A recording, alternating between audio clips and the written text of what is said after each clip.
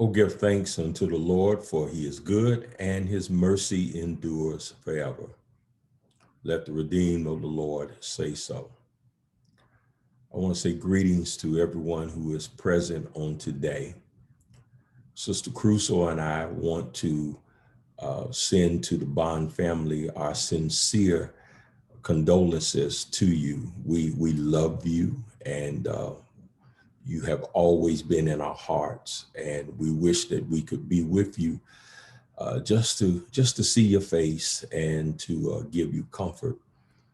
This pandemic has affected so many in so many different ways. We can't touch, we can't hug, but thank God for technology where we can virtually fellowship with one another. I want to thank the Bond family and um, those who are officiating for this opportunity to just share something about this great servant of God, Brother William Bond. Time will not allow me to say everything that I want to say about this great man, but one of the first things that come to my mind is I've always wondered why Brother Bond took to me. You know, what was it about Brother Crusoe and his family that caused Sister Bond and Brother Bond to take a liking to me? I really think it's because Sister Bond was crazy about us. And to keep peace in the house, he probably took a liking to me as well. But I've always wondered, but I think one of the reasons that Brother Bond took a like to me is because of his heart. I refer to Brother Bond as a gentle giant, not a giant in stature because he wasn't a tall man, but he had a big heart. And because of his heart, he had a love for preachers. And I was his preacher. And from 2001, beginning in 2001, I was his preacher. And he had a love for preachers. He had a love for Brother Yeldale. He had a love for the gospel. And I can remember him sharing with me his conversion, how he heard Brother Yeldale on the radio. He heard the gospel. He obeyed the gospel. And he and so many others were converted to Christ just through the simple preaching of the gospel on radio. So he had a big heart, a big heart. He loved the church and he loved preachers. He's a gentle giant and he had a beautiful smile. But don't let that smile fool you, okay? He was gentle, he was quiet, and he had that wonderful smile. But I'm telling you, don't let that smile fool you. He would also remind me that he was a police detective. And when he first said that, I scratched my head. Why does he want me to know that he used to be a police detective? And then when I started really listening to Brother Bond, he would interrogate me in his own way and investigate me. And sometimes I think somebody put him up to it to ask me certain things, but some of the police detectiveness came out in his speech. But he was quiet. But when he spoke volumes and he spoke with wisdom. So he's a gentle giant. And I have so many memories that I don't have time to share with you on this little short talk that I'm giving on today, but he touched a lot of lives. He's a Christian, he's a husband, he's a father, he's a grandfather, he's a great grandfather, he's an elder, he's a mentor. And I know that each of us have our memories with him. Um, I thought about what text to share with the Bond family about Brother Bond. Um, and two passages came to my mind. They're interrelated in the sense that Jesus is the focal point. In Luke 19, he's entering into Jerusalem, making his triumphant entry into Jerusalem. He's riding on a donkey, on a colt. And before he enters the city, he cries. Luke 19:41 says he cries, he wept over the city of Jerusalem. The word that is used there means that he wailed, he lamented. It was a loud outburst. He cried because of the impending destruction that was coming to Jerusalem. And also he cried because they were not prepared. They were not saved. And I think we ought to have a passion for the lost. And it ought to make us cry when folk are lost, when folk reject the gospel. And Jesus made a statement about the visitation, the episcope, how they rejected the episcope, how they rejected the visitation. They had God with them and they rejected God being with them. And that caused Jesus to cry, to really cry. But then the familiar text in John 11:35, where it says Jesus wept, is not the same word that's used in Luke 19. It's a different word.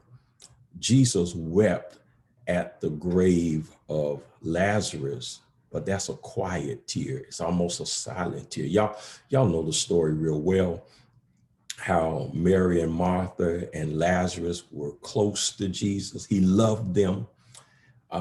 Mary, Martha, and Lazarus, brothers and sisters. And Lazarus died, and they sent word to Jesus, he whom thou lovest is sick, meaning he has died. Jesus waited 4 days before he went there. When he got there, Martha approached him, and Martha said, Lord, if you had been here, my brother would not have died. And then Martha said, even now I know whatever you ask of God, God will give you. And Jesus said, your brother is going to rise again. Y'all stay with me now, because I'm going somewhere with this. Your brother is going to rise again. I almost want to get there before I get there. Brother Bond is going to rise again. Well, watch what Martha said. Yeah, I know. Martha said, I know. Y'all know some people that know everything. Martha says, I know that he will rise again in the resurrection on the last day. And then Jesus said, I am the resurrection and the life. What you talking about, you looking at right now. He who believes in me will live even if he dies. And everyone who lives and believes in me will never die. Do you believe this? Martha said, yes, Lord, I believe that you're the Christ, the Son of God, even he who comes into the world. And then she called for Mary, and Mary said something similar to the Lord. If you had been here, my brother would not have died. Now watch this. I'm getting to the cry in John 11:35. When Jesus got there, the family members are crying, others are crying, and they would have professional mourners in Bible times to lament and to cry and to really demonstrate their remorse. And Jesus got agitated. Oh yeah, he got agitated when he saw the passion and the emotions of the people. And then when he got to the grave, the shortest verse in the Bible, Jesus wept. But the cry of Jesus was different from the cry of the crowd. The cry of Jesus in John 11 is different from his cry in Luke 19. The crowd is wailing, the crowd is loud, the crowd is just beside themselves. Jesus was like in Luke 19, but in John 11, it's a quiet tear that he sheds. Anybody ever shedded a quiet tear? It doesn't have to be of sorrow. Sometimes you're happy and you just get full. Anybody ever got full? You hear the word, you get full. You hear a song, you get full. You have a memory, and you just get full. And Jesus wept. Why did he weep? It was not because Lazarus was dead, because bless my bones, Jesus knew that he was going to raise Lazarus from the grave. Jesus was not weeping because Lazarus died. Jesus wept because of the unbelief of those who fail to put their faith in him and his power.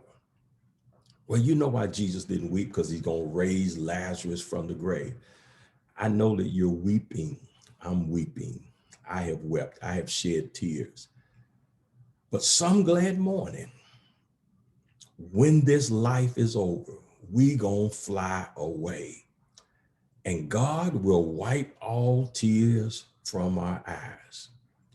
Don't we sing the song, no tears in heaven, no sorrow given? All will be glory in that land. Well, shed your tears.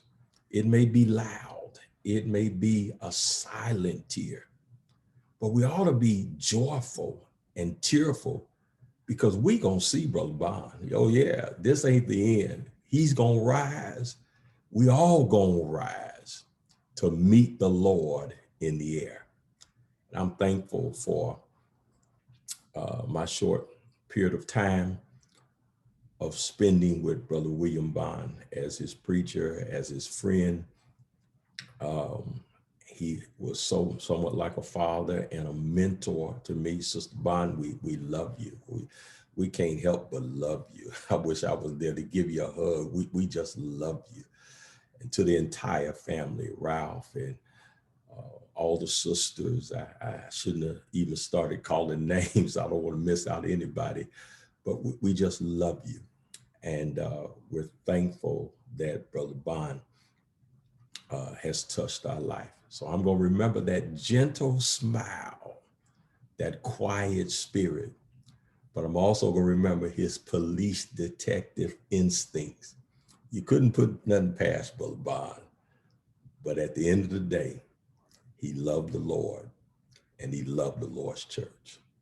May God bless you, and may he bless you real good.